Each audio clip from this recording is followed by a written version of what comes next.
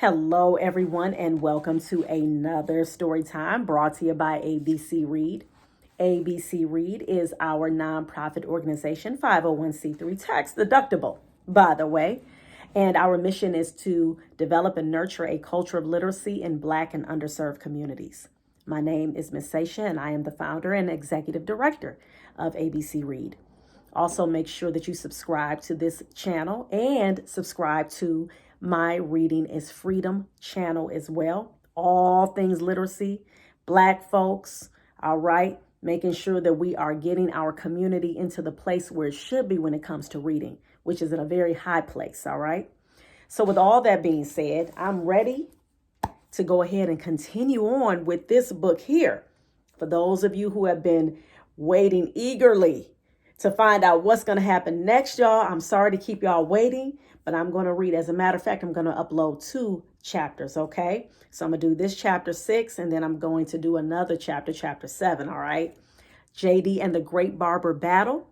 The author is J. Dillard, illustrator Akeem S. Roberts, okay? Who's the best barber in town?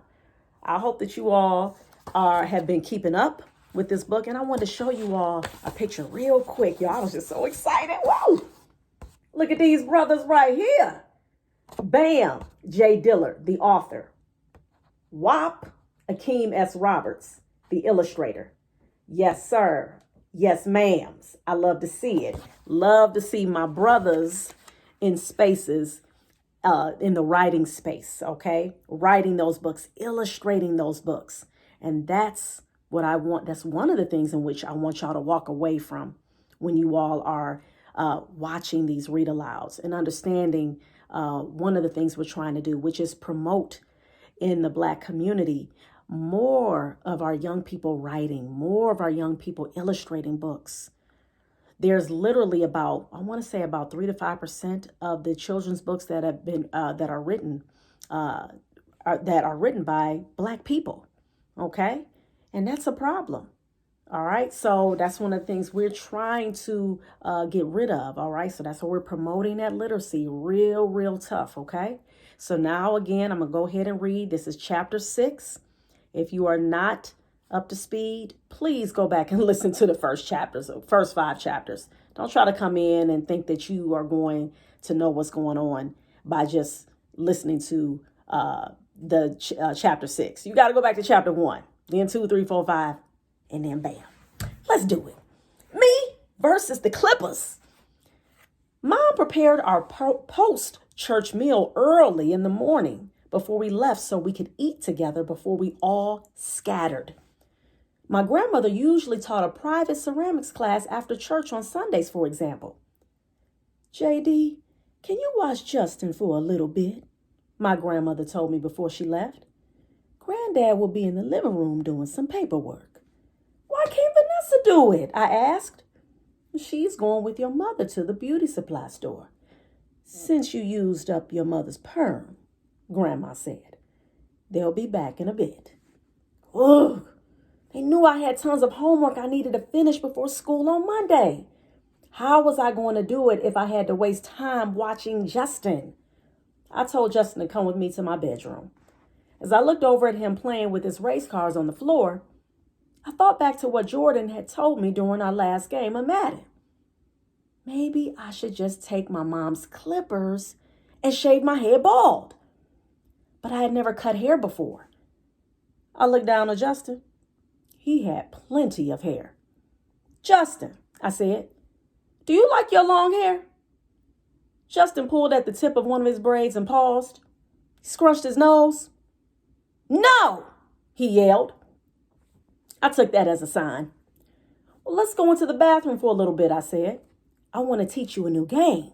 It's called Barbershop. Justin looked up at me and smiled like I had just invited him to the Meridian bowling alley. Mom was an expert bowler, and it was her favorite way to blow off steam. She even had her own ball with her initials engraved on it. If I bowl 300 one more time, I'm going pro, she yelled after each strike. The bowling alley had rides and games for kids.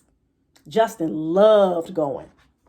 I sat my little brother down in the bathroom, put a bed sheet around his neck, and spun them around in front of the mirror. I grabbed my mom's clippers and turned them on. They buzzed. There were 8 different sizes of guard in the box, and I used the same size guard my mom used on me, a size 2. I knew the larger numbers were for straighter hair. If no hair came off, then you used a smaller number. I steadied Justin's head and I cut his hair into a fade. Tradition be gone.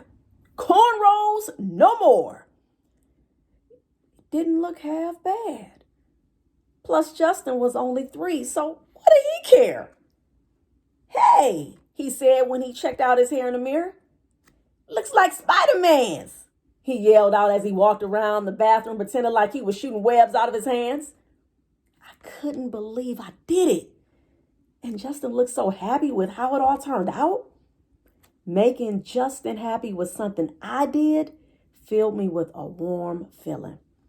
Like I just finished a plate of fried fish and French fries that my mom made every Saturday in the summer. This was proof that I could fix my own hair. Now watch this, Justin, I told him. I'm going to cut mine. I knew I could do it. Art was my thing. One time I drew Black Panther and my grandmother displayed it in the living room for everyone to see. Hair was the same, and art. I took the clippers, looked in the mirror, and thought about how everyone will react once they saw my sick fade. I turned them on with the size 2 guard, the same size I used on Justin. I was going in the direction of my hair starting at the crown of my head. You are great, I told myself. You are dope. You are cutting your own hair. I was the man. I looked in the mirror as my mountaintops became a flat field. I finally did look like Michael B. Jordan. My heart pounded as I waited in my bedroom with Justin for my mom to get home. As soon as I heard the door open and Mom and Vanessa come inside, I put baseball caps on both my and my brother's heads. I was afraid she'd be so angry at me. Justin burst out of my bedroom. Mom, he said as he hugged her. My bulldog's cap almost covered his whole tiny head. Where's JD? She said. At least that's what I heard as I hid out in my room. I had cut Justin's hair without permission. Would I be grounded? Would this mean no more staying over at Jordan's house? Would Granddad make me read him more dry books? Or worse, will my mom tell me no Pee Wee football for this year? I came out from my room slowly and sat down next to Justin on the couch in front of our only working TV. Granddad had finished his paperwork and was watching reruns of Jeopardy. What is the color purple? He yelled out the answer about a category named the Oscars. JD, now you got Justin wearing a hat too? He bellowed. Boys, take those off. I did as I was told. When Justin didn't respond, I pulled off his hat. Mom and Vanessa joined us next to Granddad on the couch. My mom's mouth dropped open when she saw my and Justin's new haircuts. Wow, she said in shock. No one made a sound for a really long time. Then finally, she continued. I wish you had asked me if you could cut Justin's hair first. I knew it. I might as well start collecting books to read to Granddad. Then Mom's face got softer. But Justin's hair does look pretty good, JD. Your hair looks good too, she said. She looked at Justin and rubbed his cheek. Do you like your hair, baby? She asked. Justin burrowed into my mom's side and giggled. I think that's a yes, she said. If you're this good at cutting your own hair, then that's one less thing I need to do every week. I couldn't believe it. Your hair looks way better than before, Vanessa added. Now you might not get on punishment for using Mom's perm box. My shoulders relaxed, and I turned my attention back to Jeopardy. That night, I went to sleep eagerly awaiting the school day on Monday. Now, no one would have anything bad to say about my hair. What did I tell y'all? Y'all know what it is. Y'all know. Man, oh my goodness. This story, this book is just too hype. My kids, I'm telling you, they are enjoying it. And I'm talking about different age ranges, right? I got my 16-year-old, he's loving it.